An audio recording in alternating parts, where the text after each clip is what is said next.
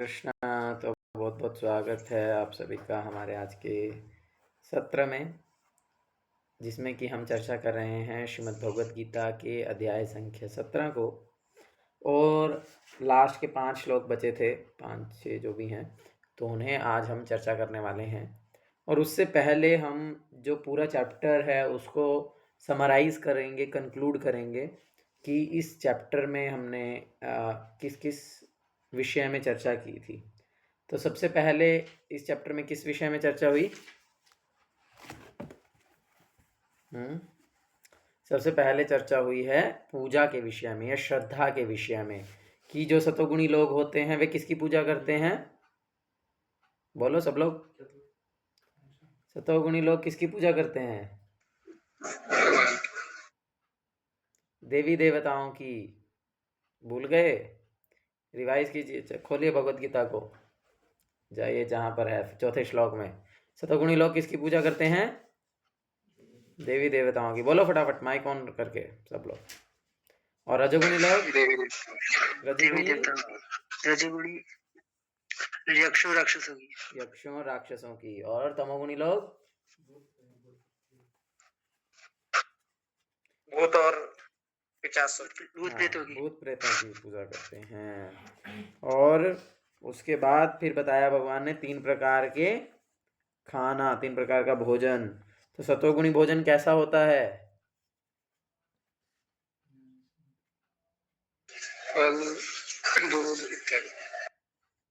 आयु बढ़ाने वाला, जीवन को शुद्ध करने वाला, बल, स्वास्थ्य, सुख तथा तृप्ति प्रदान करने वाला।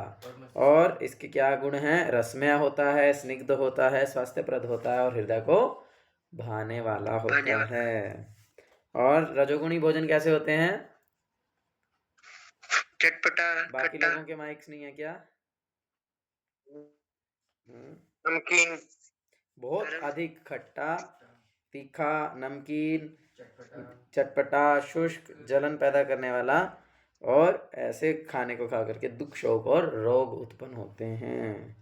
और उसके बाद तमोगुणी भोजन स्वादहीन होता है, सड़ा जूठा, 3 घंटे पहले बना हुआ, 3 घंटे पहले जूठा, सड़ा हुआ, सड़ा 3 हुआ, घंटे पहले जूठा।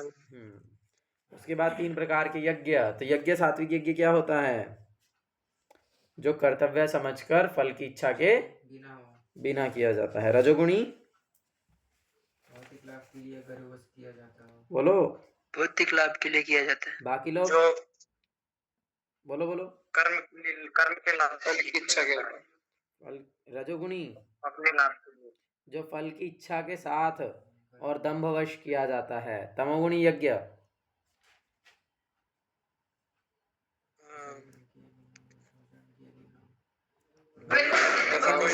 लेने के लिए, वैदिक यज्ञों के निर्देशों के अवहेलना करके, बिना प्रसाद वितरण किए, बिना वैदिक मंत्रों का उच्चारण किए, बिना पुरोहित को दक्षिणा दिए जो यज्ञ किया जाता है बिना श्रद्धा के, उसे तामसी कहते हैं। फिर उसके बाद 3 प्रकार की तपस्या है, शरीर की, मन की और वाणी की। तो सतोगुणी तपस्या क्या है? परमेश्वर, ब्राह्मणों, माता पिता, गुरुजनों का। नहीं, ये तो मन की, ये तो शरीर की तपस्या है। मैं बोल रहा हूँ सतोगुणी तपस्या क्या है? सतोगुणी तपस्या है भौतिक लाभ की इच्छा के बिना गुरुजनों की तपस्या और परमेश्वर के लिए जो तपस्या की जाती है उसे सतोगुणी कहते हैं। जो दंभ पूर्वक सम्मान, सत्कार या पूजा करवाने के लिए जो तपस्या की जाती है उसे रजोगुणी पूजा कहते हैं, तपस्या कहते हैं। और जो दूसरों को हानि पहुंचाने के लिए या अपने शरीर को कष्ट पहुंचाते हुए जो तपस्या की जाती है उसे तमोगुणी तपस्या कहते हैं। फिर उसके बाद दान। सत्वगुणी दान क्या है? जो उचित ब्राह्मण को दिया जाता है, योग्य व्यक्ति को योग्य स्थान में, योग्य काल में, कर्तव्य समझते हुए बिना प्रत्युपकार की भावना के जो दान दिया जाता है वह सत्वगुणी है। रजोगुणी कौन सा दान है? जो कि प्रत्युपकार की भावना से, फल की इच्छा से या फिर बिना इच्छा के दिया जाता है। फिर तमोगुणी मूर्खतावश आत्मोत्पीड़न के लिए दिया जाता है। तमोगुणी दान है अपवित्र स्थान में अनुचित समय में अयोग्य व्यक्ति को और बिना समुचित ध्यान तथा आदर के जो दान दिया जाता है उसे तमोगुणी दान कहते हैं। तो इस प्रकार से हमने इस पूरे अध्याय 17 में हमने अब तक यही चर्चा किया है कि सत्वगुणी, रजोगुणी और तमोगुणी क्या क्या पूजा, और फिर उसके बाद भोजन, फिर उसके बाद यज्ञ, फिर उसके बाद दान, और फिर उसके बाद तपस्या, है ना। और उसके बाद हाँ, तो ये सारी चीज़ें किस प्रकार से तीनों गुणों में संपन्न की जाती हैं। और अब भगवान इसके आगे बताएंगे कि कैसे इन तीनों से गुणों से ऊपर तपस्या की जाती है, जो भी तपस्या, यज्ञ दान तपक्रिया, तो ये किस प्रकार से इन गुणों से मुक्त होकर के की जाती है, वह आगे के श्लोकों में समझाया गया है। मैं सभी से आशा करता हूँ कि वे इस पूरे चैप्टर के नोट्स को बनाएंगे, एटलीस्ट जो इसके मीनिंग्स हैं, कि जैसे वही की हेडिंग है यज्ञ, तो सतोगुणी यज्ञ क्या है, रजोगुणी यज्ञ क्या है और तमोगुणी यज्ञ क्या है, अपने शब्दों में इस प्रकार से सारे नोट्स आप सबको बनाने हैं और मेरे को पर्सनली आपको शेयर करने हैं। तो क्योंकि पूरा चैप्टर हम लोग डिस्कस कर चुके हैं और किसी को भी कुछ भी पता नहीं है, तो ये अच्छे लक्षण नहीं है। तो इसीलिए इसको ध्यानपूर्वक समझिए और उसको याद रखिए, नहीं तो कोई लाभ नहीं है। एक कान से सुन करके दूसरे से निकाल देने का कोई भी लाभ नहीं है। यदि हम इसको ये चर्चाएं कर रहे हैं, अपना टाइम एनर्जी लगा रहे हैं, तो हमें इसे बहुत ही गंभीरतापूर्वक लेना चाहिए और उसे बाद में फिर से पढ़ना चाहिए, फिर से याद रखना चाहिए। इसे हल्के में नहीं लेना चाहिए। ये वास्तविक ज्ञान है, हाँ, ये हमारे जीवन का ज्ञान है, जिसे हम समझ लेंगे तो सब प्रकार से हमें लाभ है। तो इसीलिए इसे हमें अपनी मटेरियल एजुकेशन से ज़्यादा इम्पोर्टेंट समझते हुए और ज़्यादा अच्छे तरीके से इसका अध्ययन करना चाहिए। यस, तो आज का जो सबका रिस्पॉन्स था वो बड़ा ही असंतोषजनक था। तो श्लोक पढ़ेंगे सब लोग। ओम तत्सत इति निर्देशः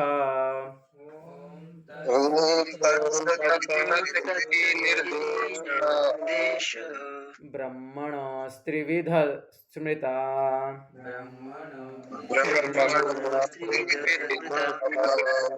ब्राह्मणास्तेन वेदाश्च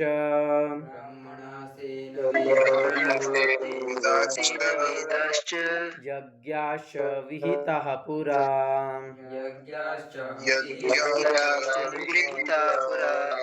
ओम तत्सत इति निर्देशो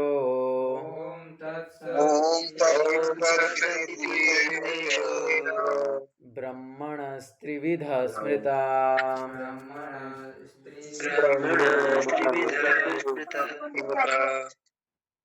ब्राह्मणास्तेन वेदाश्च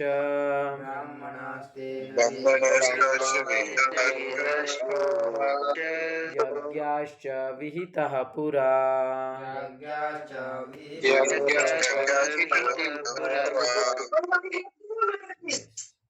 तो अनुवाद है, सृष्टि काल के आदि काल से, मतलब जब से सृष्टि प्रारंभ हुई है तब से ओम तत् सत ये तीन शब्द परम ब्रह्म को सूचित करने के लिए प्रयुक्त किए जाते रहे हैं। ये तीनों सांकेतिक अभिव्यक्तियां ब्राह्मणों द्वारा वैदिक मंत्रों का उच्चारण करते समय तथा ब्रह्म को संतुष्ट करने के लिए यज्ञों में के समय प्रयुक्त होती थी। ओम तत् और सत तीन है। तात्पर्य यह बताया जा चुका है कि तपस्या, यज्ञ, दान तथा भोजन के तीन तीन भेद हैं, सात्विक, राजस तथा तामस। लेकिन चाहे ये उत्तम हो, मध्यम हो या निम्न हो, ये सभी बद्ध तथा भौतिक गुणों से कलुषित हैं। किंतु जब ये ब्रह्म अर्थात ओम, तत् और सत को लक्ष्य करके किए जाते हैं तो आध्यात्मिक उन्नति के साधन बन जाते हैं। शास्त्रों में ऐसे लक्ष्य का संकेत हुआ है। ओम तत्सत ये तीन शब्द विशेष रूप से परम सत्य भगवान के सूचक हैं। वैदिक मंत्रों में ओम शब्द सदैव रहता है। जो व्यक्ति शास्त्रों के विधानों के अनुसार कर्म नहीं करता उसे परम ब्रह्म की प्राप्ति नहीं होती। भले ही उसे क्षणिक फल प्राप्त हो जाए लेकिन उसे चरम गति प्राप्त नहीं हो पाती। तात्पर्य यह है कि दान, यज्ञ तथा तप को सतोगुण में रहकर करना चाहिए। रजोगुण या तमोगुण में संपन्न करने पर ये निश्चित रूप से निम्न कोटि के होते हैं। ओम तत्सत शब्दों का उच्चारण परमेश्वर के पवित्र नाम के साथ किया जाता है। उदाहरणार्थ ओम तद्विष्णु। जब भी किसी वैदिक मंत्र का या परमेश्वर का नाम लिया जाता है तो उसके साथ ओम जोड़ दिया जाता है। यह वैदिक साहित्य का सूचक है। ये 3 शब्द वैदिक मंत्रों के से लिए जाते हैं। ओम इति एतद् ब्रह्मणो निर्दिष्टम नाम प्रथम लक्ष्य का सूचक है, फिर तत्तत्वमसि दूसरे लक्ष्य का सूचक है तथा सद एव सौम्य तृतीय लक्ष्य का सूचक है। ठीक है, ये तीनों मिलकर ओम तत्सत हो जाते हैं। आदिकाल में जब प्रथम जीवात्मा ब्रह्मा ने यज्ञ किए तो उन्होंने इन तीनों शब्दों के द्वारा भगवान को लक्षित किया था। अतएव गुरु परंपरा द्वारा उसी सिद्धांत का पालन किया जाता रहा है। अतः इस मंत्र का अत्यधिक महत्व है। अतएव भगवद गीता के अनुसार कोई भी कार्य ओम तत्सत के लिए अर्थात भगवान के लिए किया जाना चाहिए। जब कोई इन तीनों शब्दों के द्वारा तप, दान तथा यज्ञ संपन्न करता है तो वह कृष्ण भावनामृत में कार्य करता है। कृष्ण भावनामृत दिव्य कार्यों का वैज्ञानिक कार्यान्वयन है जिससे मनुष्य भगवत धाम वापस जा सके।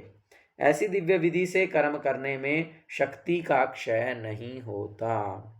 तो इसीलिए जो भी कार्य, यज्ञ, दान, तप, क्रिया, ये सब जो कि हमने अभी तक चर्चा किया है 3 गुणों में किस प्रकार से किए जाते हैं, सत्वगुण, रजोगुण और तमोगुण। तो जैसे कि हमने 14वें अध्याय में चर्चा किया था, किसी भी गुण में कार्य किया जाए वह गुण हमें बांध देता है। सत्वगुण किससे बांधता है? हैंड रेस, कौन बता सकता है? सत्वगुण हमें किस चीज से बांधता है? ऋषभ प्रभु।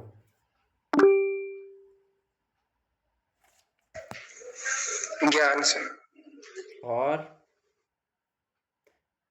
सागर प्रभु?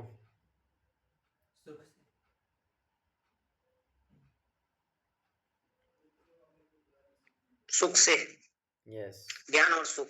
ज्ञान और सुख से हमें सतोगुण बांध देता है। रजोगुण? रजोगुण इच्छा और लालसा और फल की। काम और लोभ से। और तमोगुण? निद्रा और आलस्य से। नहीं, तमोगुण किससे बांधता है? अज्ञान से। तमोगुण किससे बांधता है? अज्ञान से बांधता है। तो इसीलिए हमने तीनों ही श्लोकों में चर्चा किया कि किस प्रकार से तीनों ही गुण हमें बांधने वाले हैं। तो चाहे हम सभी कार्य सत्व गुण में ही क्यों ना करें, तब भी जो है हम क्या होने वाले हैं? तब भी हम बंधने वाले हैं। तो इसीलिए जो है हमें इन कार्यों को तीनों गुणों से ऊपर उठ करके करना होगा यदि हम कार्य को करते हुए बंधना नहीं चाहते हैं। और उसके लिए वह कार्य किस में होना चाहिए? जिसे हम विशुद्ध सत्व कहते हैं। और उस विशुद्ध सत्व में कार्य करने के लिए उस कार्य को ओम तत्सत के साथ किया जाना चाहिए, जिसका अर्थ है कृष्ण भावनामृत में किया जाना चाहिए। भगवान कृष्ण की प्रसन्नता के लिए सारे कार्य किए जाने चाहिए, चाहे वह भोजन बनाना हो, चाहे वह यज्ञ करना हो, चाहे वह दान देना हो और चाहे वह तपस्या करनी हो, वह भगवान कृष्ण के निमित्त होनी चाहिए। कृपया सभी दोहराएंगे। तस्माद् ओम इति उदाहृत्य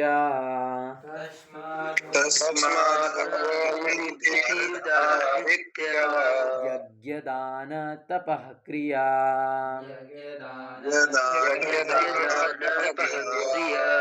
प्रवर्तन्ते विधानोक्ता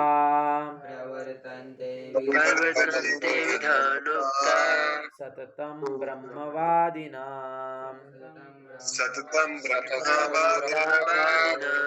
तस्मादोमिति उदाहृत्य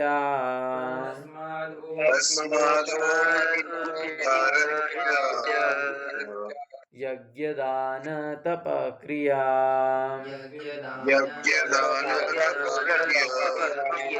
प्रवर्तन्ते विधानोक्तः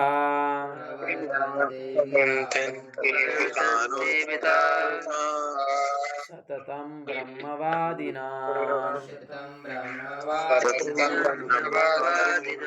इसीलिए क्या करना चाहिए? अतएव योगी जन ब्रह्म की प्राप्ति के लिए शास्त्रीय विधि के अनुसार यज्ञ दान तथा तप की समस्त क्रियाओं का शुभारंभ सदैव ओम से करते हैं। हम हर रोज ये श्लोक बोलते हैं सुबह सुबह। ओम तद्विष्णु परमं पदं सदा पश्यन्ति सूरयः दिवि वा चक्षुराततमा तद्विप्रसो विपन्यव जागृवाहं सत्समिन्द्यते विष्णोर्यत परमं पदम्। तो इसीलिए उसको शॉर्ट में यहाँ पर लिखा ओम तद विष्णु परमं पदम। तो ये है ऋग्वेद का मंत्र है और इससे भगवान विष्णु के चरण कमलों का आश्रय लिया जाता है ना, क्योंकि वे ही भक्ति के परम आश्रय हैं और भगवान के लिए संपन्न हर एक क्रिया सारे कार्य क्षेत्र की सिद्धि निश्चित कर देती है। तो इसलिए हमें जो भी कार्य की शुरुआत करनी चाहिए वह ओम के साथ करनी चाहिए, यज्ञ दान तथा तपस्या। चलिए अगला श्लोक है तद इति अनभिसंधाय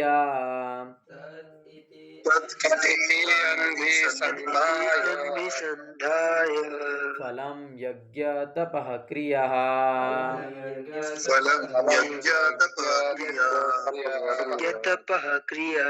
दान क्रियाश्च विविधाः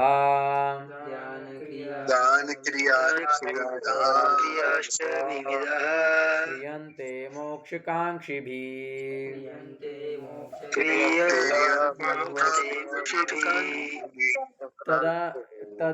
तद इति अनभिसंधाय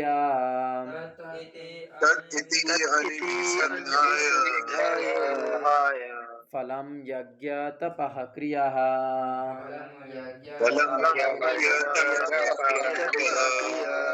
दान क्रियाश्च विविधाः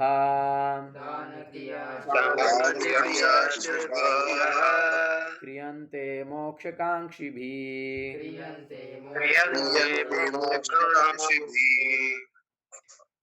अनुवाद है मनुष्य को चाहिए कि कर्म फल की इच्छा किए बिना विविध प्रकार के यज्ञ तप तथा दान को तत् शब्द कहकर संपन्न करे। ऐसी दिव्य क्रियाओं का उद्देश्य भव बंधन से मुक्त होना है। तात्पर्य है आध्यात्मिक पद तक उठने के लिए मनुष्य को चाहिए कि किसी लाभ के निमित्त कार्य ना करे, सारे कार्य भगवान के परम धाम वापस जाने के उद्देश्य से किए जाएं, जो परम उपलब्धि है। तो इसीलिए यह है तत्व। पहला है ओम, ओम का अर्थ है भगवान की प्रसन्नता के लिए कार्य किया जाए, और दूसरा है कि बिना किसी भौतिक इच्छा के कार्य किया जाए। तो जब भगवान की प्रसन्नता के लिए किया तो वो है ओम, और जब उसे किया गया है भव बंधन से मुक्त होने के अतिरिक्त दूसरी कोई इच्छा ना रखते हुए तो वो है तत्। अब है सत के बारे में बता रहे हैं। सद्भावे साधुभावे च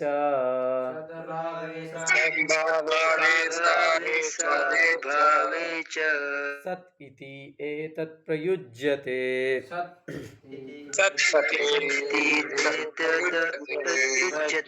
प्रशस्ते कर्मणि तथा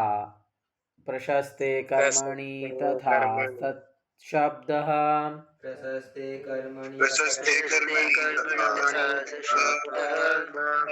पार्थयुज्यते।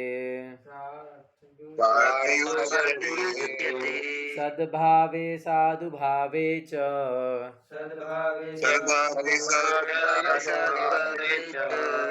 सत् इति एतत् प्रयुज्यते।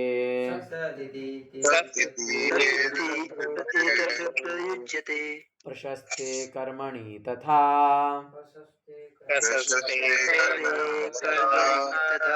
सच्छब्दः पार्थ युज्यते।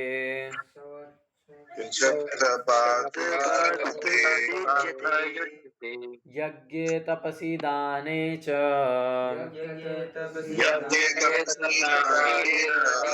स्थितिः सदिति चोच्यते।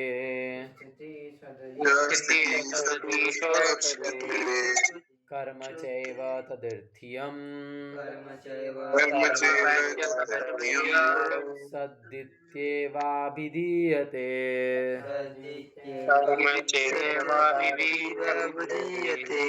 यज्ञे तपसि दाने च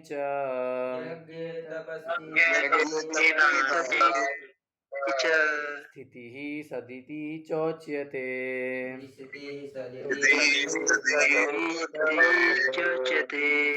कर्म चैव तदर्थ्यम्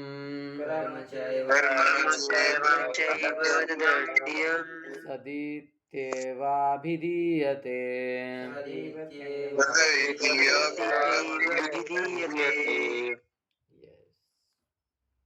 ये है अनुवाद। अब सत्य के बारे में बता रहे हैं। परम सत्य भक्तिमय यज्ञ का लक्ष्य है और उसे सत्य शब्द से अभिहित किया जाता है। हे पृथापुत्र, ऐसे यज्ञ का संपन्न करता भी सत्य कहलाता है। जिस प्रकार यज्ञ तथा तप तथा दान के सारे कर्म भी जो परम पुरुष को प्रसन्न करने के लिए संपन्न किए जाते हैं सत्य हैं।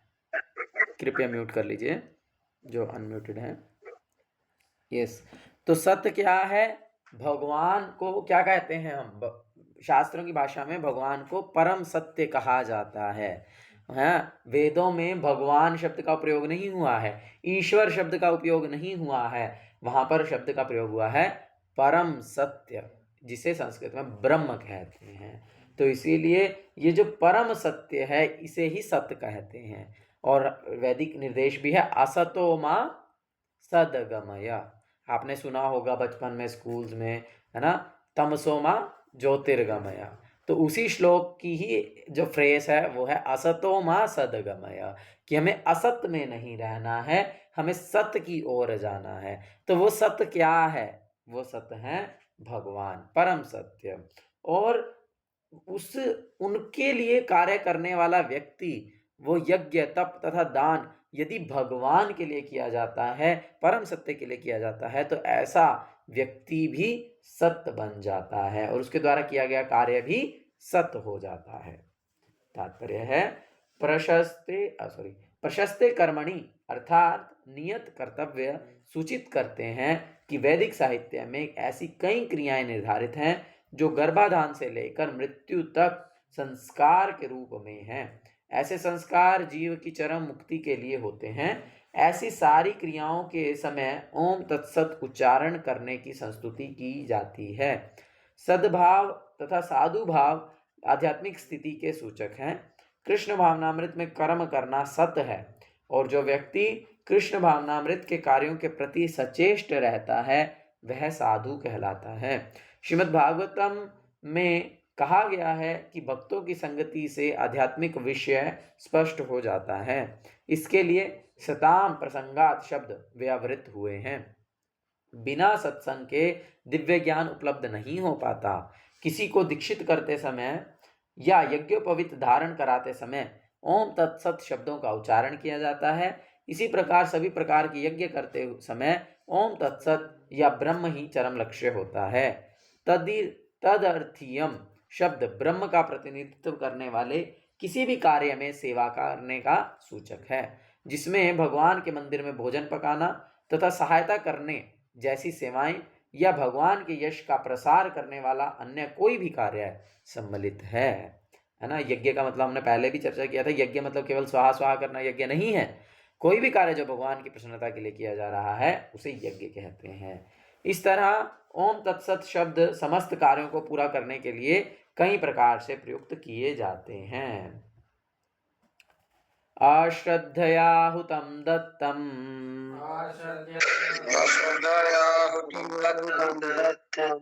तपस्तप्तं कृतं च यत्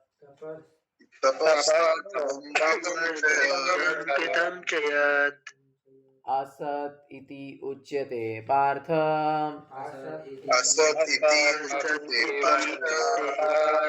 न च तत्प्रेत्यनो इह।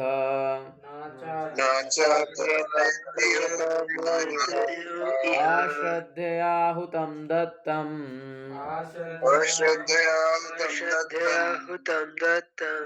तपस्तप्तं कृतं च यत् तपस्तप्तं कृतं च यत् आसदित्य उच्यते पार्थ आसदिति पार्थ न च तत्प्रेत्य नो इह।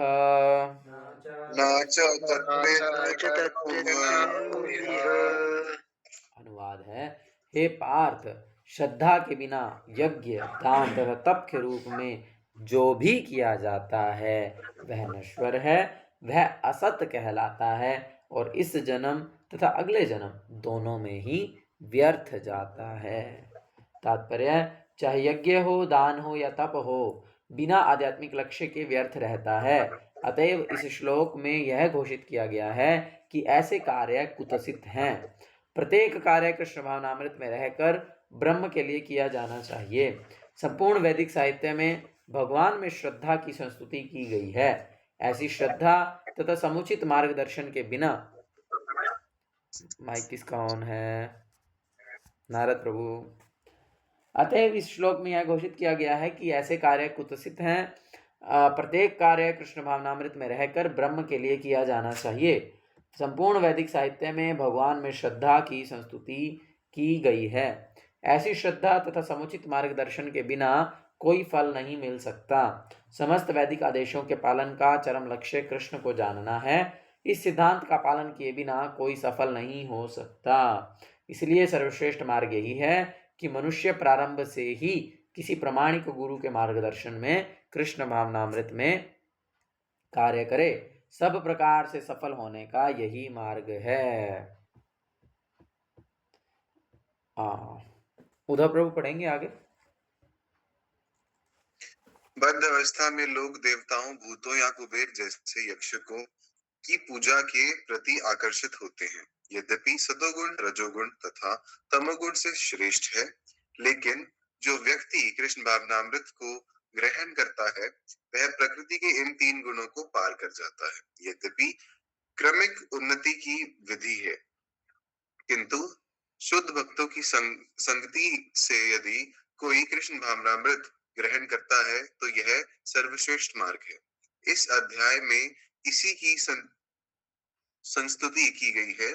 इस प्रकार से सफलता पाने के लिए उपयुक्त गुरु प्राप्त करके उसे उसके निर्देशन में प्रशिक्षण प्राप्त करना चाहिए। तभी ब्रह्म में श्रद्धा हो सकती है। जब कालक्रम से यह श्रद्धा परिपक्व होती है तो इसे ईश्वर प्रेम कहते हैं। यही प्रेम समस्त जीवों का चरम लक्ष्य है। अतएव मनुष्य को चाहिए कि सीधे कृष्ण भावनामृत ग्रहण करे। इस 17वें अध्याय का यही संदेश है। इस प्रकार श्रीमद् भगवद गीता के 17वें अध्याय श्रद्धा के विभाग का भक्ति वेदांत तात्पर्य पूरा हुआ। अरे तो ठीक है, सबको क्लियर है। यही है कि अल्टीमेटली हमें हर कार्य शुद्ध सत्व में करना है और शुद्ध सत्व में या आध्यात्मिक स्तर पर किसी भी कार्य को करने के लिए हमें किसी भी प्रकार की भौतिक इच्छा से मुक्त होकर के भगवान की प्रसन्नता के लिए अपना कर्तव्य समझते हुए हमें प्रत्येक कार्य को, यज्ञ, दान, तप क्रिया को संपन्न करना चाहिए। यही 17वें अध्याय का सारांश है। तो इसमें हमने तीनों गुणों के अनुसार सबको समझा और उसके पश्चात हमें क्या करना चाहिए, किस प्रकार से करना चाहिए उसको समझा। और यहाँ पर प्रभुपाद जी ने एक बात बोली कि जो सत्व गुण है वो रजो तथा तमो गुण से श्रेष्ठ है ना। तो इसीलिए जहाँ पर भी हमें इन तीनों गुणों में से किसी भी वस्तु का चयन करना है तो हमें उसे सत्व गुण का चुनाव करना चाहिए। ठीक है जी। और जैसे कि हमने पिछले श्लोकों में 14वें अध्याय में चर्चा किया था किस प्रकार से तीनों गुण हमारे ऊपर प्रभाव डालते हैं, तो यहाँ पर हमें ये पता चला है कि वो गुण हमारे ऊपर प्रभाव डालना प्रारंभ कहाँ से करेंगे। हम जिस गुण में यज्ञ करेंगे, जिस गुण में तपस्या करेंगे, जिस गुण में क्रिया करेंगे, है ना, यानी जिस गुण में भोजन खाएंगे, जिस गुण में दान करेंगे, है ना, जिस गुण की पूजा करेंगे, वही गुण अल्टीमेटली आगे चल करके हमारे ऊपर प्रभावी होंगे। तो इसीलिए हमें, और ये कार्य तो हमें डिसाइड करना ना, हमारे पास फ्री विल है कि मुझे किस प्रकार से कार्य करना है, तो यह निर्णय मैं ले सकता हूँ। तो इसीलिए हमें इसे निर्णय लेना है कि हम उसे सत्वगुण में ही संपन्न करें और विशुद्ध सत्व में करें। सत्वगुण में करते हुए उसे विशुद्ध सत्व में करें, यानी वही भगवान की प्रसन्नता के लिए करें। तो जो है फिर हम ग्रेजुअली श्रद्धा से भक्ति या दिव्य प्रेम, भगवान के प्रेम को विकसित करके भगवान के धाम जाने के योग्य बन सकते हैं। तो ठीक है जी। हरे कृष्णा कृष्ण कृष्ण हरे हरे, हरे राम राम राम हरे हरे। श्रीमद् भगवद्वाणी भगवद गीता की जय। श्रील प्रभुपाद की जय। स्वामी श्रील गुरु महाराज की जय। निताय गौर प्रेमानंदे। किसी का कुछ प्रश्न है आज के हमारे सत्र में जो हमने चर्चा किया तो पूछ सकते हैं, आज के सत्र से संबंधित। हरे कृष्णा। यस अमन प्रभु। प्रभु जी, जैसे कि श्लोक में हमने देखा कि हमें कृष्ण भावनामृत होकर ब्रह्म में श्रद्धा करनी चाहिए और बिना किसी इच्छा के करना चाहिए। तो फिर इसमें हमारा अल्टीमेटम पर्पस ये भी तो है ना कि हमें ब्रह्म लोक या वैकुंठ लोक जाना है। इसमें भी तो इच्छा हो गई ना फिर हमें। हाँ, बहुत अच्छा प्रश्न है, बहुत अच्छा पॉइंट आपने पकड़ा। ये बहुत अच्छा प्रश्न किया गया है कि जब हम बोल रहे हैं कि बिना किसी इच्छा के करना है, तो भगवान के धाम, विशेष रूप से जिसे हम गोलोक वृंदावन कहते हैं, जो हमारे जीवन का लक्ष्य है, वहाँ पर जाने की इच्छा करना भी तो इच्छा है। भगवान को प्रसन्न करने की इच्छा भी तो एक इच्छा है ना। लेकिन आप तो बोल रहे हैं कि इच्छा तो नहीं आनी चाहिए। तो ये दोनों चीज़ें तो कॉन्ट्राडिक्टरी हैं, लेकिन ये दोनों चीज़ें कॉन्ट्राडिक्टरी नहीं हैं, क्योंकि वास्तविकता में जब हम इच्छा करने की बात करते हैं तो वहाँ पर भौतिक इच्छा की बात कही गई है। भौतिक इच्छा का अर्थ है मैं अपने शरीर से संबंधित चीज़ों की पूर्ति करना चाहता हूँ। जो भौतिक है, जो भी कोई भी चीज़ भौतिक है, संसार की कोई भी वस्तु, उपाधि, सुख, किसी भी प्रकार से इच्छा करना इस संसार के लिए, तो ऐसी इच्छा भौतिक इच्छा है और ऐसी इच्छा नहीं की जानी चाहिए। जैसे शास्त्रों में निष्काम होने के लिए कहा गया है ना। तो निष्काम का क्या अर्थ है? सब प्रकार के इच्छाओं से मुक्त हो जाना। तो क्या यह प्रैक्टिकली संभव है कि आप सब प्रकार की इच्छाओं से मुक्त हो जाएं?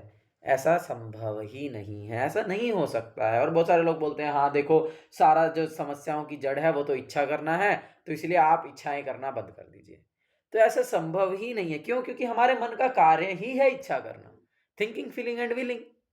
तो उसका तो कार्य है विलिंग, इच्छा करना मन का कार्य है। तो मन तो इच्छा करेगा ही करेगा। हम कैसे कह सकते हैं कि हम इच्छा नहीं करेंगे? तो इसीलिए आचार्य लोग उसका वास्तविक अर्थ बताए हैं कि निष्काम का अर्थ है कोई भी भौतिक इच्छा नहीं करनी है, यानी कि हमें अपनी इंद्रिय तृप्ति की किसी भी प्रकार से इच्छा नहीं करनी है, चाहे वो पर्सनल सेंस ग्रेटिफिकेशन हो या एक्सटेंडेड सेंस ग्रेटिफिकेशन हो, है ना। जानते हैं ना दोनों क्या होती हैं? कोई बता सकता है एक्सटेंडेड सेंस ग्रेटिफिकेशन का क्या मतलब है? एनीवन? Hand raise. विस्तृत इंद्रिय तृप्ति, आत्म इंद्रिय तृप्ति तो सब जानते हैं। पर्सनल सेंस ग्रेटिफिकेशन तो सब लोग जानते हैं, भी मैं अपनी आंखों को कुछ दिखा दिया, जीभ को कुछ खिला दिया, कानों को कुछ सुना दिया, कुछ और प्रकार से इंद्रिय तृप्ति कर लिया, मैथुन क्रिया कर लिया, तो ये सब तो आत्म इंद्रिय तृप्ति है। लेकिन विस्तृत इंद्रिय तृप्ति क्या है? एक्सटेंडेड सेंस ग्रेटिफिकेशन क्या है? रिलेशनशिप के लिए। यस।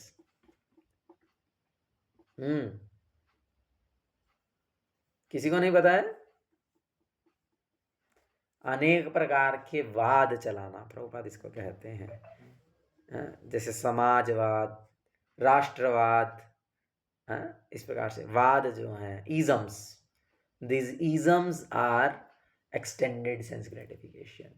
मतलब कि मैं सोच रहा हूं कि मैं अभी अपने बारे में सोचना, अपनी इंद्रियों को तृप्ति करने का सोचना तो है आत्म इंद्रिय तृप्ति। और जब मैं सोच रहा हूं कि मेरे परिवार के लोगों की इंद्रिय तृप्ति कैसे हो, जब मैं सोच रहा हूँ मेरे गांव की इंद्रिय तृप्ति कैसे हो, जब मैं सोच रहा हूँ मेरे शहर की इंद्रिय तृप्ति कैसे हो, मैं सोच रहा हूँ मेरे जिले की इंद्रिय तृप्ति कैसे हो, मैं सोच रहा हूँ कि मेरे राज्य की इंद्रिय तृप्ति कैसे हो, मेरे राष्ट्र की इंद्रिय तृप्ति कैसे हो, इस संसार में अच्छा सिर्फ मनुष्यों की इंद्रिय तृप्ति कैसे हो, कोई सोचता है जानवरों की इंद्रिय तृप्ति कैसे हो। तो ये जितने भी परोपकार, सो कॉल्ड परोपकार के जो माध्यम हैं, ये भी क्या है? इंद्रिय तृप्ति ही है, एक्सटेंडेड सेंस ग्रेटिफिकेशन है, विस्तृत इंद्रिय तृप्ति हैं। और इसीलिए जो है ये दोनों प्रकार की इंद्रिय तृप्ति की इच्छा को छोड़ करके जो है, जब हम केवल भगवान की प्रसन्नता की इच्छा करते हैं, या जिसे हम आध्यात्मिक इच्छाएं कहते हैं, जो आत्मा से संबंधित है, जैसे भक्तों के संग में जाना, जैसे केवल प्रसाद ही खाना, जैसे कि भगवान की कथा का श्रवण करना, भगवान के दिव्य धाम में जाना है, और भगवान का दर्शन करना, फिर भगवान के धाम गोलोक वृंदावन जाना, और अनेक प्रकार से भगवान की सेवाएं करना, ये सब आत्मा के कार्य हैं। ये सब इच्छाएं करना आध्यात्मिक इच्छाएं हैं, और ऐसी इच्छाएं करने से हम मुक्त हो जाएंगे वास्तविकता में। तो इसीलिए ऐसी इच्छाएं करना, केवल ऐसी इच्छाएं करना ही निष्काम होना है। जैसे हम बोलते हैं ना, मौन रहना चाहिए, तो मौन रहने का क्या अर्थ है? मौन रहने का अर्थ है कि भगवान से संबंधित कथा के अतिरिक्त हमें दूसरी कोई बात नहीं करनी चाहिए। तो ये वास्तविक मौन है। मौन का मतलब ये नहीं है कि बस आप चुप हो गए और आप लिख करके बता रहे हो, आप इशारों में बता रहे हो। हमने चर्चा किया ना इसको वाचो वेगम में, कि मौन रहने का मतलब ये नहीं है कि ठीक है आप बोल नहीं रहे तो लिख करके बता दें, नहीं, वो भी बोलना ही होता है। तो मौन रहने का मतलब है कि आप वही बोलेंगे, वही लिखेंगे, वही जो है मतलब अंदर से निकालेंगे जो भगवान से संबंधित, तो माना जाएगा कि आप मौन है ना। वैष्णव का एक गुण भी है मौन होना। तो इस प्रकार से जो है यहाँ पर जो इच्छा नहीं करने की बात कही गई है, वो भौतिक इच्छा नहीं करने की बात कही गई है। आध्यात्मिक इच्छाएं हमें करनी ही हैं, और आध्यात्मिक इच्छाएं करना वास्तविकता में इच्छा ना करना ही माना जाता है। और ऐसी इच्छाएं, अब वही बात है जैसे हम बोल रहे थे कि कोई व्यक्ति इच्छाओं से मुक्त तो हो ही नहीं सकता है, तो उसे क्या करना है? हमें क्या करना है? हमें अपनी इच्छाओं को डाइवर्ट करना है। हमें अपनी इच्छाओं को, प्रभुपाद बोलते हैं डॉवटेल, डॉवटेल शब्द होता है ना उधर prabhu, is it dovetail? Dovetail, what is dovetail? कुत्ते की पूंछ, है डॉगटेल नहीं, dovetail, spellings DOVTAIL I think. I don't know. I think Prabhupada ऐसे बोलते हैं, मैं सुना हूँ, मैं कभी स्पेलिंग तो नहीं देखा, बट प्रभुपाद बोलता है डॉवटेल इन कृष्णा कॉन्शियसनेस, मतलब उसे कृष्ण भावनामृत के साथ परिवर्तित कर दीजिए। मतलब कि अब मेरी इच्छा है कुछ अच्छा खाने की, है ना, तो मैं उसे कर देता हूँ कि यदि भगवान जो है इसे खाएंगे तो भगवान को कितना सुख मिलेगा, है ना। तो ये हो गया डॉवटेल, जॉइंट फिटर कॉस्ट फिट, पता नहीं क्या शब्द है एग्जैक्टली, जो भी है। तो क्या बोल रहे थे, मतलब हमें उसे कृष्ण भावनामृत में परिवर्तित कर देना है। जैसे कि अब मैंने उदाहरण दिया, अब मान लीजिए आपको कुछ सुनना है, सुनने की इच्छा है, मुझे कुछ म्यूजिक सुनना है, तो अब मैं उसे म्यूजिक ही तो सुनना है, तो आई डाइवर्टेड टू कीर्तन, कि मैं पंजाबी सॉन्ग नहीं सुनूंगा, मैं हरियाणवी सॉन्ग नहीं सुनूंगा, मैं कोई इंद्रिय तृप्ति वाले गाने नहीं सुनूंगा, मैं भगवान का कीर्तन सुनूंगा। अभी देखो मायापुर में कीर्तन मेला चल रहा है, इतना सुंदर, सुबह से लेकर के शाम तक 12-12 घंटे लगातार कीर्तन चलता है, और उसमें अलग अलग स्पीकर्स, अलग अलग सिंगर्स जो कि भक्त हैं भगवान के, और कितना सुंदर सुंदर कीर्तन गा रहे हैं, आप उसको सुन सकते हैं। तो इस प्रकार से अब आंखें हैं भाई, फ़ोन में बहुत कुछ देखना चाहती हैं, बस रील स्क्रॉल करना चाहती हैं, या फिर मूवीज़ देखना चाहती हैं, बहुत सारी चीज़ें हैं। तो ऐसा नहीं है कि हम बस मैं कुछ नहीं देखूंगा, नहीं, ऐसा हम नहीं कर सकते हैं, लेकिन हम अपनी आंखों से भगवान का दर्शन करेंगे, भगवान के भक्तों का दर्शन करेंगे, भगवान के दिव्य धाम का दर्शन करेंगे। इस प्रकार से हम अपनी इच्छाओं को कृष्ण भावनामृत बना सकते हैं। कि भाई घूमने जाना है, चलो कहीं घूमने फिरने जाते हैं, लोग बहुत सारे शिमला घूमने जाते हैं, कुल्लू मनाली घूमने जाते हैं, कोई हिल स्टेशन में जाते हैं, कहाँ कहाँ जाते हैं, वेस्ट ऑफ टाइम मनी सब कुछ करते हैं, और वो सोचते हैं कि हम सुखी हो जाएंगे। तो उस प्रकार से अब घूमने की इच्छा को मारना नहीं है, घूमने की इच्छा को खत्म करने की आवश्यकता नहीं है, लेकिन हम कहाँ जाएंगे? हम भगवान के दिव्य धामों के दर्शन करने के लिए जाएंगे। वो तो एक प्रकार का घूमना फिरना ही हो जाता है। तो जो है हम भगवान की दिव्य स्थलियों पर जाएंगे, जहाँ पर भगवान अपने दिव्य लीलाओं को प्रकट किए हैं, ऐसी स्थलियों पर जाएंगे, उनका दर्शन करेंगे। तो इस प्रकार से हम उस इच्छा को डाइवर्ट करना है, डॉवटेल करना है। तो इस प्रकार से हमें इच्छाओं से मुक्त नहीं होना है, बस उन इच्छाओं को भगवान की ओर परिवर्तित करना है। और जब हमारी सारी इच्छाएं इस प्रकार से भगवान की ओर केंद्रित हो जाएंगी, भगवान की ओर मुड़ जाएंगी, तो वास्तविकता में हम निष्काम माने जाएंगे। तब उसका अर्थ ही है कि आप निष्काम हो गए। ठीक है जी, क्लियर है अमन प्रभु? प्रभु जी, जैसे कि आपने बताया कि ये आध्यात्मिक इच्छाएं हैं, तो जैसे कि दिमाग में आता है कि हम भगवान के धाम जाएंगे तो जन्म मृत्यु जरा व्याधि से बच जाएंगे। यहाँ पर भी मतलब हम अपना सुख देख रहे हैं, we are seeing our benefit in this also. तो इसमें भी तो भौतिक इच्छा ही हो गई ना हमारी कि ये सब। बहुत अच्छा प्रश्न है, ये भी बहुत अच्छा लगा। कौन इसका उत्तर कर सकता है? मोहित प्रभु।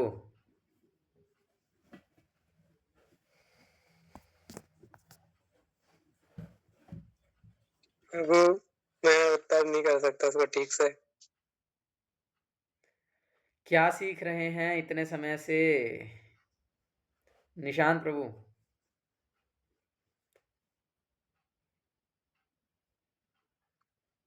हरे कृष्ण प्रभु जी। जी प्रभु जी, मैं प्रॉपर तो नहीं बता सकता, लेकिन मुझे इतना पता है कि अगर हम अपनी इच्छाओं को भगवान की इच्छाओं से जोड़ देते हैं तो वो भौतिक इच्छाएं नहीं रहती। नहीं, वो तो हो गया। अभी ये प्रश्न ये है कि भगवत धाम जाना भी तो एक प्रकार की इंद्रिय तृप्ति है, क्योंकि अभी आप जन्म मृत्यु जरा व्याधि के चक्कर में फंसे हुए दुख भोग रहे हैं और आप सोच रहे हैं कि मैं भगवान के धाम चला जाऊंगा तो मैं सुखी हो जाऊंगा। ये भी तो इंद्रिय तृप्ति है। प्रश्न ये है, तो इंद्रिय तृप्ति करना तो भोग है, इंद्रिय तृप्ति की इच्छा करना तो गलत है। तो फिर ये इच्छा हरे करना कृष्ण ठीक कैसे प्रभु। है, ये प्रश्न है। प्रभु, जी एक बार आपने बताया था कि वो श्लोक बोल रहा था आपने, स्वार्थ गतम विष्णु, की यदि हमारा स्वार्थ है ही तो हमारा विष्णु में होना चाहिए। नहीं, वो यहाँ पे फिट नहीं होगा। और ऋषभ प्रभु? हरे कृष्ण प्रभु।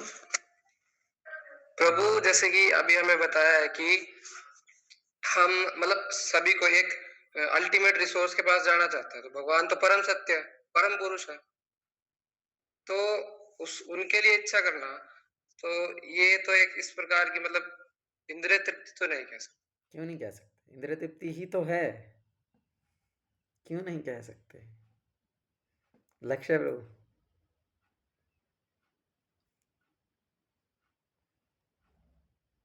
प्रभु जी, हम जहाँ से आए हम वहीं जाना चाहते हैं, तो ये इंद्रिय तृप्ति नहीं हो सकती ना? क्यों नहीं है? आप हम अपने भगवान से ही निकले सुनो हैं। सुनो सुनो, आप अपने घर से निकले हो काम करने के लिए, जॉब के लिए, या कोई भी धक्के खा खू के दिन भर में यही सोचते हैं ना, कब घर जाऊंगा कब घर जाऊंगा।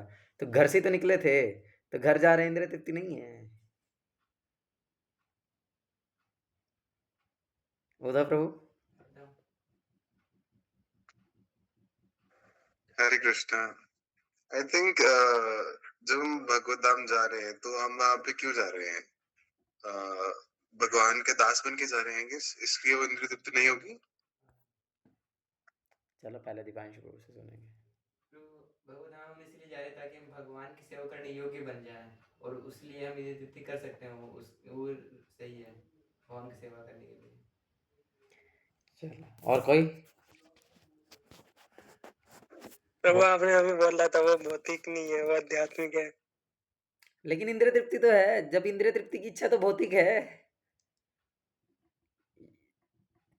ये प्रश्न बहुत ही अच्छा है, और मतलब आई कंसिडर कि हाँ, व्यक्ति में दिमाग है जिसने ये प्रश्न पूछा है और उसने ध्यान से सुना है।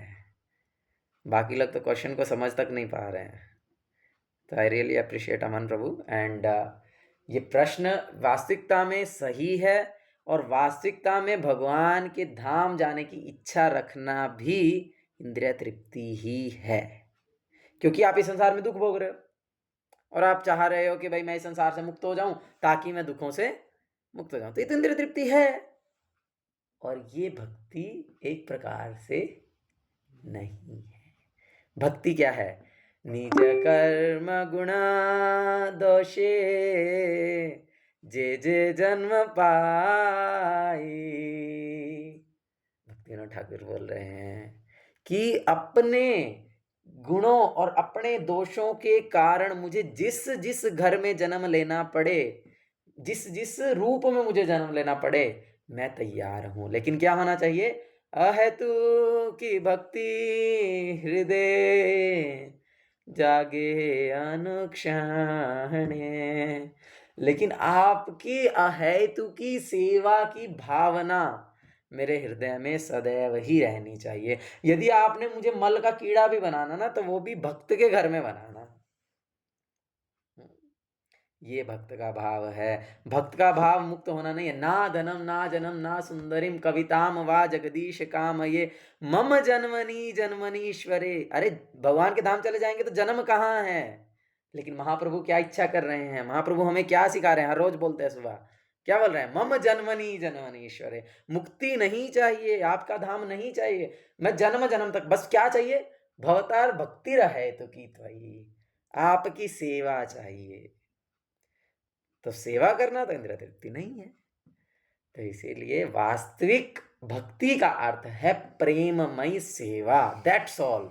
मैं बस भगवान को सेवा करना चाहता हूं, दूसरा कोई कुछ है ही नहीं, दूसरा कोई ऑप्शन ही नहीं है, कोई क्या बोलते हैं, दूसरी कोई क्या कंडीशन ही नहीं है, दूसरी कोई कंडीशन नहीं है कि भाई मैं ऐसी कंडीशन में होऊंगा तो ही मैं सेवा करूंगा, ऐसी कंडीशन में होऊंगा तो मैं सेवा नहीं करूंगा।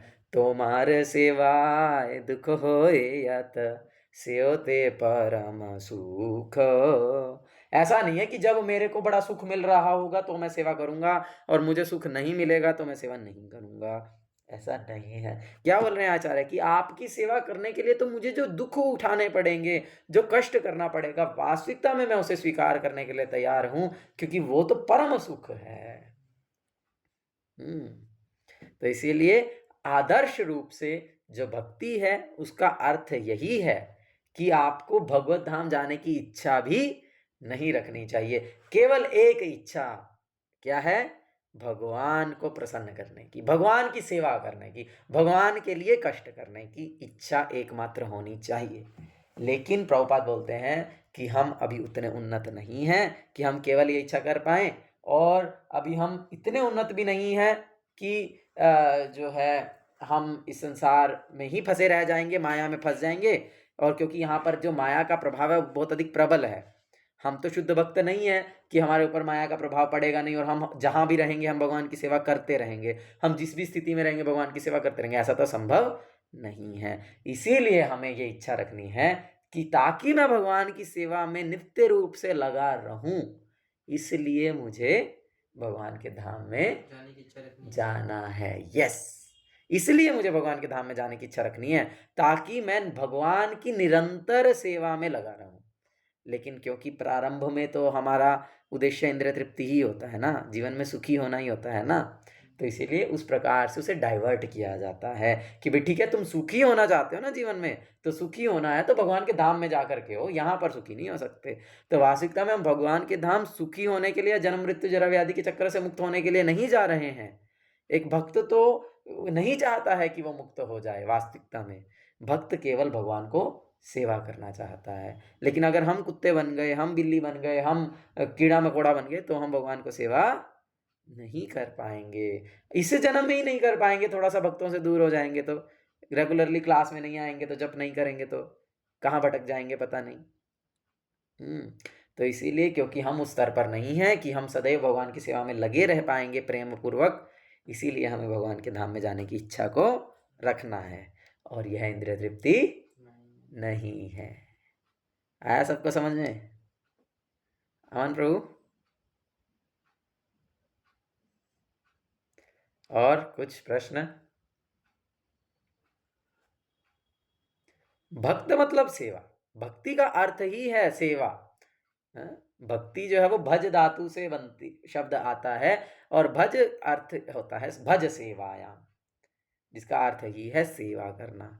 तो हम जब कथा का श्रवण करते हैं तो अपने कानों के माध्यम से सेवा कर रहे हैं, जब भगवान का दर्शन करते हैं तो आंखों के माध्यम से भगवान की सेवा कर रहे हैं, जब हम भगवान के नाम का जप करते हैं, भगवान की कथा बोलते हैं तो मुंह के माध्यम से भगवान की सेवा कर रहे हैं, जब हम भगवान के धाम की ओर यात्रा करते हैं, भगवान के धाम में परिक्रमा करते हैं, पैदल चलते हैं, तो हम अपने पैरों के माध्यम से भगवान की सेवा कर रहे हैं। और जब हम हाथों से, जैसे भगवान के लिए खाना बनाना, भगवान का श्रृंगार करना, भगवान के मंदिर की सफाई करना एटसेट्रा, बहुत सारे हाथों से जो भी कार्य भगवान के लिए करते हैं, तो वो भगवान की सेवा में हम अपने आप को लगा रहे हैं। और भक्ति क्या है? ऋषिकेण ऋषिकेश सेवनम भक्ति उच्यते। इंद्रियों के माध्यम से इंद्रियों के स्वामी अर्थात भगवान कृष्ण की सेवा करना। यस, निशांत प्रभु। हरे कृष्ण प्रभु जी। प्रभु जी, जैसे आपने कहा कि भक्त का ये लक्षण होता है, कि मैं बता रहा हूँ कि प्रभु जी, भक्तों का लक्षण होता है कि आपने बताया कि कुछ भी हो जाए मुझे तो भक्ति करनी है। लेकिन जैसे कि मैं तो किसी लेवल पे हूँ नहीं, लेकिन जो भी थोड़ा बहुत भक्तों के संग से थोड़ा बहुत कर लेता हूँ जब, तो प्रभु जी सबसे पहला जो कोई भी भौतिक दिक्कत होती है, सबसे पहला जो इफेक्ट पड़ता है वो भक्ति पे ही पड़ता है। जो मतलब कि कुछ भी हो रहा है, वो चाहे मेरे खुद के थ्रू पड़े या फिर दूसरा देख के बोले कि तू सारा दिन उसी में लगा रहता है तो कैसे करेगा ये सब, तो इससे ओवरकम कैसे करें? तो प्रभु जी कहीं ऐसा नहीं लगता कि प्रभु जी भक्ति करने के लिए भी सेटल होना मतलब ये जरूरी है? जब तक ठीक से मतलब ये सेटल नहीं होंगे तब तक भक्ति भी डगमगाती ही रहेगी। ऐसा मुझे लगता है प्रभु जी। जब भी प्रभुपाद को कोई हरे बोलता था, कृष्णा।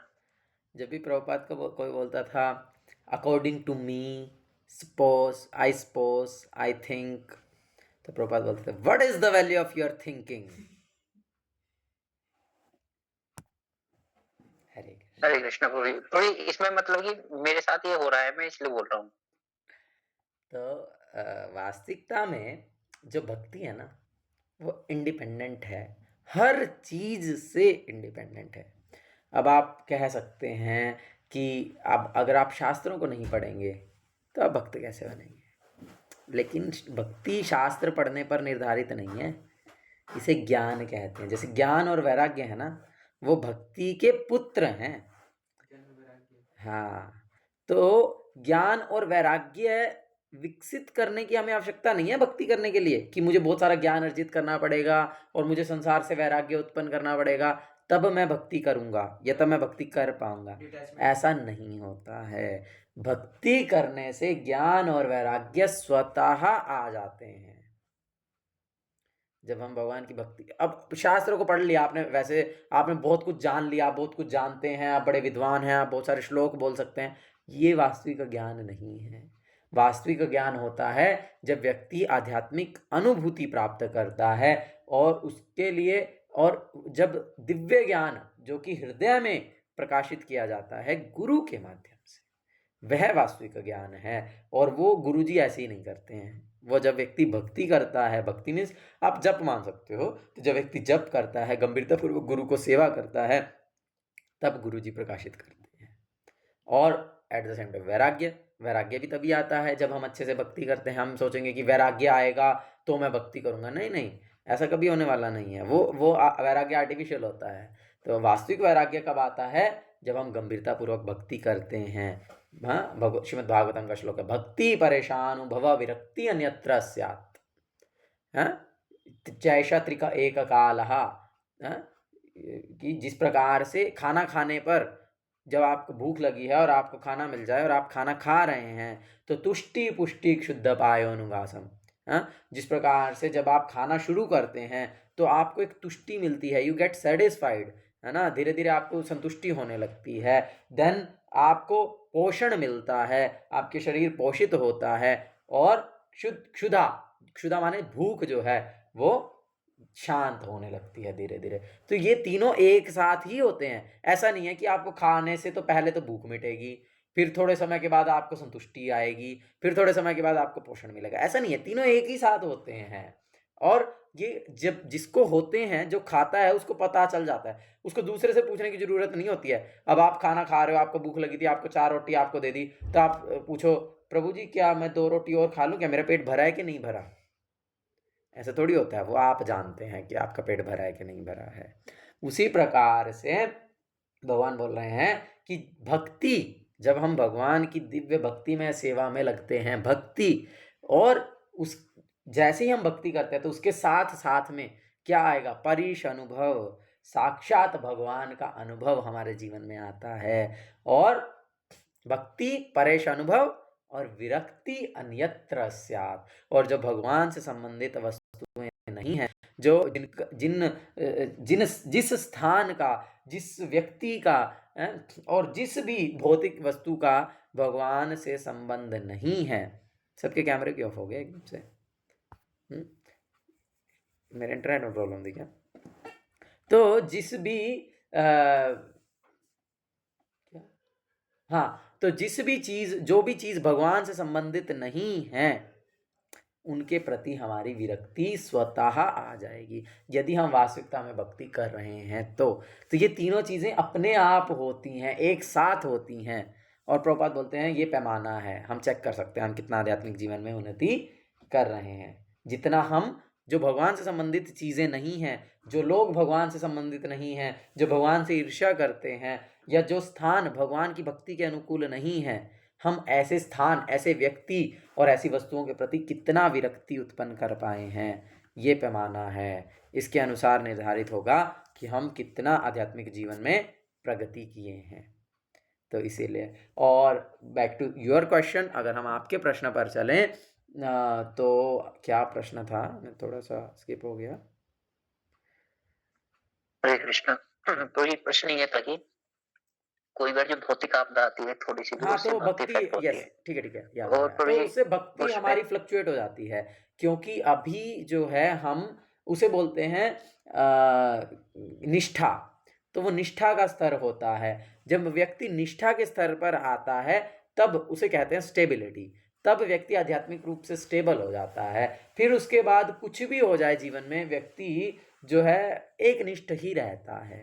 लेकिन जब तक व्यक्ति उस निष्ठा के स्तर पर नहीं पहुंचता है, तो उससे पहले क्या क्या स्तर हैं? निष्ठा से पहले होता है अनर्थ निवृत्ति, अनर्थ निवृत्ति से पहले होता है भजन क्रिया, भजन क्रिया से पहले होता है साधु संग, और उससे पहले है श्रद्धा। तो अभी हम श्रद्धा और साधु संग के स्तर पर हैं, यानी कि हमारे अंदर श्रद्धा है, जिस कारण से हम भगवान की कथा सुनना चाहते हैं, हम भगवान के धाम, भगवान के दर्शन के लिए मंदिर जाना चाहते हैं, एटसेट्रा एटसेट्रा। तो साधुओं का संग कर रहे हैं, तो श्रद्धा है, इसी कारण से हमने साधु संग करना प्रारंभ किया है। तो अब इस स्तर पर हमारा एकमात्र कार्य साधु संग है। हमें बहुत गंभीरतापूर्वक अधिक से अधिक साधु संग करना चाहिए।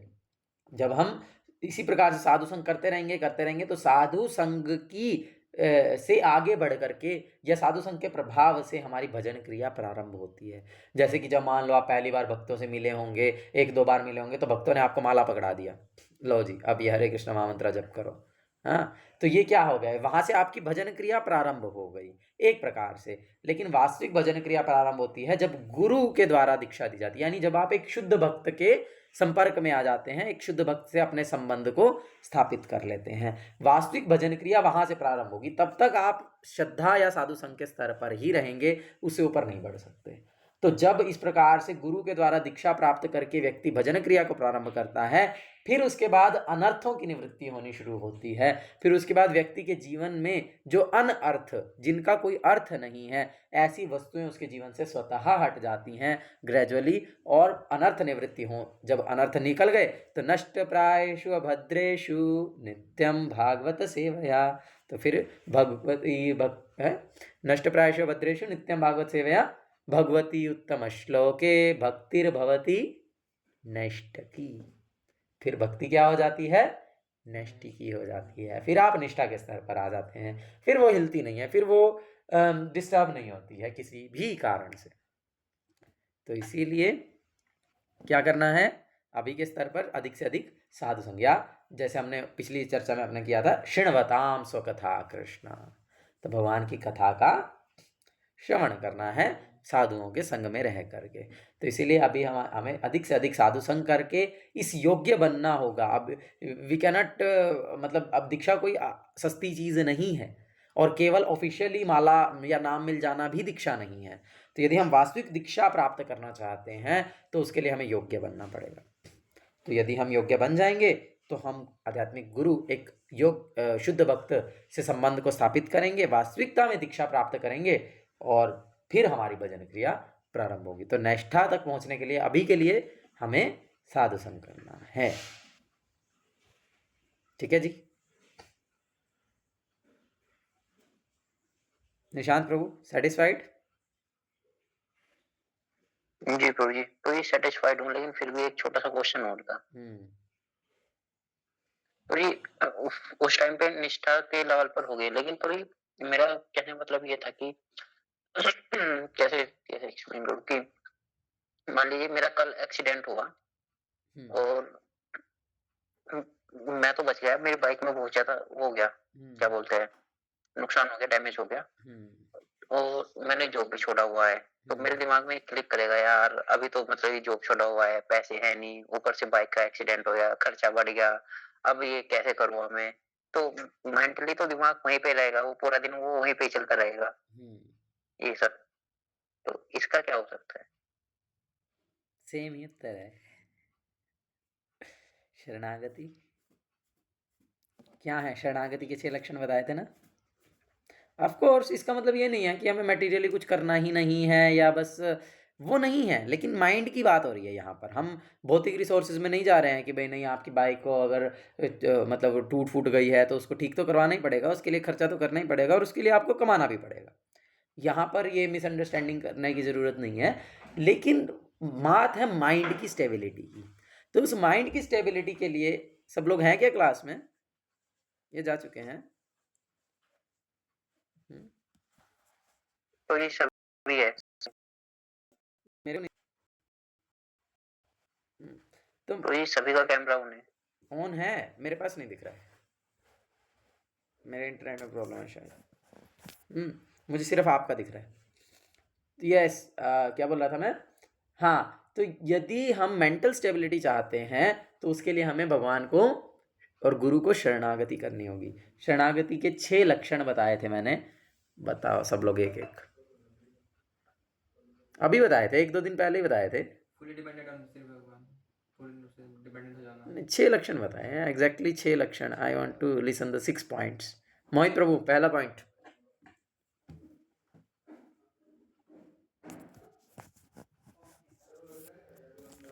स्पेशली बोल करके कहा कि लिखिए, तब भी नहीं पता है। Uddhav prabhu, what is the first point? Hare Krishna, मुझे तो कोई भी आइडिया नहीं है इस चीज के बारे में। शरणागति के 6 लक्षण अभी कुछ ही दिन पहले बताया, आई थिंक 2 या 3 दिन पहले बताया होगा मुश्किल से। ऋषभ प्रभु। प्रभु श्रद्धा। Lakshya prabhu, what is the first point? Prabhu ji Krishna कथा। शरणागति के 6 लक्षण, पहला पॉइंट है अनुकूल से संकल्पो, जो भक्ति के अनुकूल है उन्हें स्वीकार करना। अब बताओ दूसरा क्या है? प्रतिकूल को त्यागना। हाँ, जो तीसरा? भक्ति के प्रतिकूल है। तीसरा?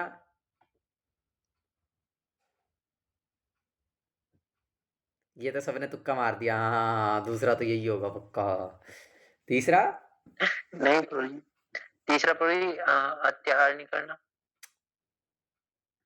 भगवान हमारी रक्षा करेंगे, इसमें पूर्ण विश्वास होना। लिख लो अभी भी। बस 6 पॉइंट्स हैं। पहला है जो भक्ति के अनुकूल है उसे स्वीकार करना। दूसरा है जो भक्ति के प्रतिकूल है उसे अस्वीकार करना। तीसरा है भगवान मेरी रक्षा करेंगे, इसमें पूर्ण विश्वास होना।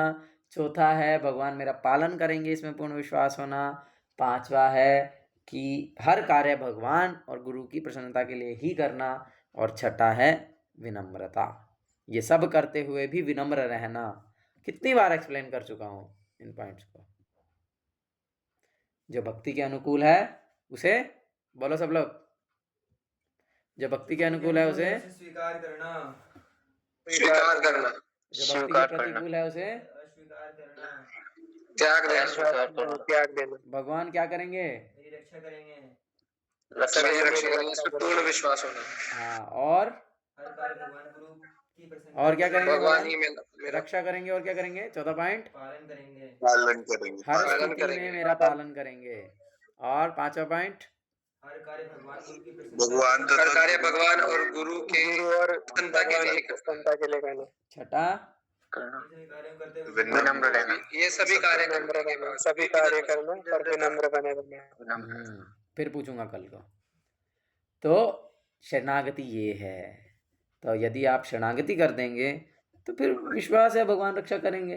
हाँ, राखे कृष्ण मारे के मारे कृष्ण राखे के। यदि कृष्ण मेरी रक्षा करना चाहें तो कौन मुझे मार सकता है, और यदि कृष्ण मारना चाहे तो किसमें इतना दम है कि मुझे बचा ले। तो इसका मतलब ये नहीं है कि बस आंखें बंद करके, अब तो मैं आंखें बंद करके एक्टिवा चलाऊंगा। कृष्ण रक्षा करना चाहेंगे तो कर लेंगे, नहीं करना चाहेंगे तो नहीं करेंगे। जब मैं नया नया जुड़ा था तो ऐसे ही हुआ। मैं जब करने के लिए जाता था खेतों में, तो वहां पर थे बहुत सारे कुत्ते, वो भी काले रंग के, एकदम भयंकर भेड़िए जैसे। तो मैं उधर जब करने के लिए जाता था तो मैंने प्रभु जी को फोटो भेजी, मैं कि देखो प्रभु मैं यहाँ पे जब कर रहा हूँ, अगर भगवान मेरी रक्षा करना चाहेंगे तो कर लेंगे, नहीं तो मैं तो जब कर रहा हूँ। तो बोलते ऐसे थोड़ी होता है, वी हैव, मतलब हमको अपना कम से कम अपना जो बेसिक बुद्धि है उसका तो प्रयोग करना ही होगा ना, है अपनी रक्षा करने का कुछ तो प्रयास करना ही होगा। लेकिन अल्टीमेटली यदि भगवान चाहेंगे तो ही हमारी रक्षा हो पाएगी। अगर हमने अपना पूरा प्रयास किया लेकिन फिर भी हम अपनी रक्षा नहीं कर पाए तो फिर हमें समझना चाहिए ठीक है भगवान चाहते थे, ये मेरे कर्मों का फल था, मुझे मिलना चाहिए था तो मिल गया। हाँ, तो इसीलिए आंखें बंद करके एक्टिवा नहीं चलानी है, आंखें खोल के चलानी है। उद्धव प्रभु। तो इसीलिए रक्षिष्यति इति विश्वासो, और भगवान मेरा पालन करेंगे। अगर आप संस्कृत में पढ़ेंगे तो संस्कृत में श्रील सनातन गोस्वामी वर्णन किए हैं गोपतृत्वे वर्णम तथा गोपतृत्वे वर्णम। इसका अर्थ वास्तविकता में पता क्या होता है? इसका अर्थ होता है कि चाहे पिता के रूप में, चाहे पुत्र के रूप में, या किसी भी रूप में भगवान मेरी रक्षा करेंगे। मतलब हर स्थिति, सॉरी पालन करेंगे, मतलब हर स्थिति में मेरा पालन करने वाले एकमात्र भगवान ही हैं। और मेरा मतलब मेरा नहीं, सबका। ये नहीं है कि भाई मैं तो मेरे माता पिता का अकेला हूं, मैं नहीं कमाऊंगा तो उनको रोटी कौन खिलाएगा। ऐसा नहीं है, भगवान सबका पालन करने वाले हैं। बहुत सारे ऐसे लोग हैं जिनके बच्चे नहीं हैं, वो लोग भी रोटी खा रहे हैं। ऐसा नहीं है, भूखे नहीं मर रहे कोई भी। है या इस प्रकार से कि भैया अगर मैं नहीं कमाऊंगा तो फिर ये नहीं होगा, वो नहीं होगा, मैं नहीं होऊंगा तो ये नहीं भैया, तुम कुछ नहीं कर रहे हो, सबका पालन भगवान कर रहे हैं। प्रकृते क्रियमाणानि गुणे कर्माणि सर्वशा अहंकार विमूढ़ात्मा करता हम इति मनन। ऑफ कोर्स इसका मतलब ये नहीं है कि ठीक है बस कल से अब तो कुछ नहीं करना, बस जब करूंगा, उसके बाद पूरा दिन मजे से सोऊंगा, फिर रात को बस क्लास में आऊंगा, फिर सुबह जब करूंगा, बस बढ़िया है। भगवान पालन करेंगे, भगवान आएंगे रोटी भेजेंगे मेरे को देके जाएंगे। तो ऐसे होने वाला भी नहीं है, आपको प्रयास तो करना पड़ेगा ना। और एट द सेम टाइम हाँ, अगर आप अनन्यश्चिन्तयन्तो माम ये जना पर्युपासते हैं, अगर आप अनन्य भाव से केवल भगवान की सेवा में लगे हुए हैं, तब भगवान बोल रहे हैं योगक्षेम वहामि हम, मैं खुद आकर के योगक्षेम का वहन करूंगा। मतलब मैं खुद आकर के मेरे भक्त के पास जो नहीं है वो दे दूंगा, और जो है उसकी रक्षा करूंगा। लेकिन उसके लिए आपको अनन्य चिंतयन्तमाम ये जना पर्युपास तेषाम नित्य अभियुक्ता नाम, हमेशा भगवान की सेवा में लगा रहना पड़ेगा। जैसे कि नरसिंह मेहता, गुरु महाराज आजकल अभी जो रिसेंटली जो लेक्चर्स हुए उसमें गुरु महाराज नरसिंह मेहता का उदाहरण दिए। नरसिंह मेहता एक पुराने हमारे भक्त हुए वैष्णव, तो वे इतने अधिक जो है भगवान की कथा में संलग्न हो जाते थे, सब भूल जाते थे। तो इस प्रकार से कथा है कि एक बार जब उनकी बेटी की शादी के लिए लड़का ढूंढने के लिए उनके घर वालों ने कहा कि जाओ, अब भाई बेटी शादी की उम्र की हो गई है, जाओ कोई लड़का ढूंढ करके आओ और बेटी की शादी करवाओ, आयु हो गई है। जा रहे थे तो रास्ते में कहीं पे कथा हो रही थी, बैठ गए, ठीक है 10 मिनट सुन लेता हूँ फिर जाके ढूंढूंगा। बैठ गए तो बैठ गए, बैठे ही रहे, कथा ही सुनते रहे, और जब तक कथा चलती रही, जितने दिन तक कथा चलती रही बैठे रहे पीछे से। और फिर कुछ दिनों के बाद घर गए। अब घर गए तो घर जाके तो सब लोग बोल रहे हैं क्या वाह नरसिंह मेहता, तुमने क्या अपनी बेटी की शादी की है, हम तो सोच ही नहीं सकते। अब वो बहुत गरीब ब्राह्मण हैं, घर में खाने को तिनका तक नहीं, तो बोल रहे हैं कि भाई तुमने तो क्या शादी किया है, इतनी बड़ी बारात का, इतना बड़ा बारात का स्वागत तो किसी ने भी नहीं किया, इतने सारे हाथी घोड़े जो तुमने दहेज में दिए, इतना बड़ा दहेज तो आज तक कोई राजा भी नहीं दे पाया होगा, जितनी भव्य तुमने शादी की। वो बोल रहे हैं मैंने शादी की, मैं तो कथा में बैठ गया था, जाके उठ के आ गया हूँ। तो फिर जो है जब उनको सारी बात पता चली तब उनको समझ आया, ओ भगवान स्वयं नरसिंह मेहता बन करके आए और उनकी पुत्री का विवाह करवा करके गए। और प्रभुपाद जी इसी श्लोक के तात्पर्य में भगवत गीता में ही उदाहरण देते हैं श्रीपद अर्जुनाचार्य का। अर्जुनाचार्य तो काट दिए, बोलते ऐसा नहीं हो सकता। ठीक है, हो सकता है भगवान किसी को भेज देंगे, भगवान किसी के थ्रू हेल्प करवा देंगे, जो हम अपनी भौतिक बुद्धि से सोचते हैं ना कि भाई मैं नहीं करूंगा तो भगवान किसी के थ्रू करवा देंगे, ठीक है, हैं? लेकिन अर्जुनाचार्य को भी यही लगा, मतलब ऑफ कोर्स वो तो शुद्ध भक्त हैं, उनको क्यों लगेगा, लेकिन हमें सिखाने के लिए उन्होंने उसको काट दिया, भगवत गीता में उस पर लाल लाइन फेर दिया ना, गलत लिखा है। तो फिर उसके बाद वो बोलते कि अब मूड खराब हो गया, चलो अब नहाने जाता हूँ। तो उठ के गए गंगा स्नान करने के लिए, और गए तो फिर वापिस आए, नहीं जब तो उनकी पत्नी ने बोला कि भाई थोड़ा कुछ लेके आओ सामान खाने पीने का, घर में कुछ भी नहीं है, भाई खाने को दाना भी नहीं है, कुछ भिक्षा मांग के लाओ, कुछ करो। तो गए हैं, भाई चलो ठीक है स्नान करूंगा और लेके आऊंगा कुछ, चले हैं, निकले, और पीछे से फिर दो लड़के आए, एक काले रंग का है और एक एकदम रुक्मा वर्ण का है, एकदम वाइट ब्राइट कम्प्लेक्शन। और आए तो कैसे आए, वो एक वो होता है ना ऐसे लाठी होती है उसके आगे पीछे वजन टांग देते हैं, तो इस प्रकार से बहुत सारा भारी भारी वजन लेकर के आए, और आकर के माता को बोले कि ये जो है हमारे गुरु अर्जुनाचार्य ने ये सब सामान भेजा है। अरे इतने कोमल इतने सुंदर बच्चे, और अर्जुनाचार्य इतने इतने क्या बोलते हैं, कठोर कैसे हो सकते हैं कि इतने कोमल कोमल बच्चों को इतना सारा सामान लाद करके भेज दिया। और उन्होंने बोला नहीं नहीं हमें जल्दी जाना है, बोले ठीक है बैठो बैठो, मैं कुछ बनाती हूँ, तुम लोग खा के जाना। नहीं नहीं नहीं नहीं हमको जाना है, हमको हमारे गुरुजी से बड़ा डर लगता है और हमको जाना होगा। तो उन्होंने बोला कि ये देखो हमारे गुरुजी ने हमारी पिटाई की है और हमारे पीठ में जो है निशान भी है। तो उन्होंने अपना पीठ दिखाया, तो उनकी पीठ में बड़ा सा निशान था, जैसे कोई चाबुक से मारा गया हो या जैसे कोई काट दिया हो किसी भी प्रकार से, तो बहुत बड़ा निशान था दोनों के पीठ में। तो फिर इसको देख करके तो उनकी पत्नी एकदम ही हैरान रह गई कि ऐसा मेरा पति कैसे कर सकते हैं, वे कैसे इतने कोमल कोमल बच्चों को मार सकते हैं और उनसे इतना कार्य करवा सकते हैं। बोलते नहीं नहीं कोई बात नहीं कोई बात नहीं, तुम अंदर वाले कमरे में जाओ, रेस्ट करो, मैं समझाऊंगी मेरे पति को, और तुम खा करके ही जाना, ऐसे नहीं जा सकता है ना, माँ होती है ना तो माँ प्रेम करती है। तो इस प्रकार से उन्होंने कहा कि खा करके ही जाना। ठीक है जी, तो चले गए अंदर वाले कमरे में, माता जी कुकिंग करने लगी।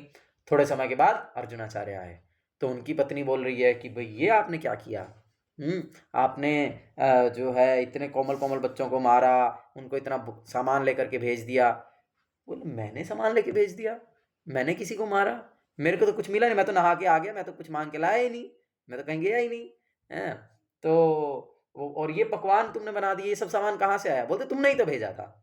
बोले अच्छा कौन देके गया? बोलते ऐसे करके दो लड़के आए थे, एक श्याम वर्ण का था एक श्वेत वर्ण का था, बहुत ही सुंदर थे, कोमल थे, हैं एकदम छोटे छोटे बच्चे थे, और जो है उनके पीठ में निशान भी था, तुमने उनको मारा। बोलते अभी कहाँ है अभी कहाँ है? बोलते वो अंदर वाले कमरे में रेस्ट कर रहे हैं। तो अंदर जा करके देखा, अंदर तो कोई भी नहीं था। तो अर्जुनाचार्य ने भगवत गीता खोली तो देखा वो जो कट लगा हुआ था वो वहां पर, जो अर्जुनाचार्य जो कांटा मार करके गए थे वो कांटा वहां पर नहीं था।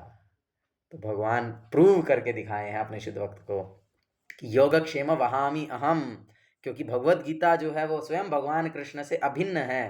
तो जब वो भगवत गीता को काट दिए तो उससे भगवान के शरीर पर निशान आ गया है। तो इसलिए वो आकर के दिखा रहे हैं, देखो मैं खुद आकर के तुम्हारे पास जो नहीं है उसका वहन कर रहा हूँ।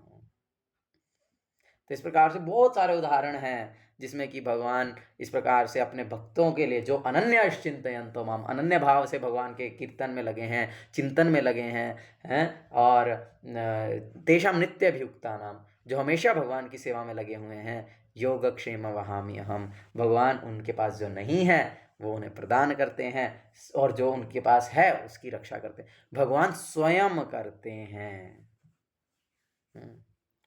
तो इस बात में हमें पूर्ण विश्वास होना चाहिए, और उस प्रकार से फिर हमें अपने कर्तव्य को निभाना चाहिए, तो फिर हम माइंड हमारा स्टेबल ही रहेगा। ठीक है निशांत प्रभु? गुरुमा बोलते हैं I don't answer in a way that you want, I will simply repeat what my गुरु से। ठीक है, तो आज के सेशन को यहीं पर ही हम एंड करेंगे, बहुत समय हो गया। तो इसमें लेकिन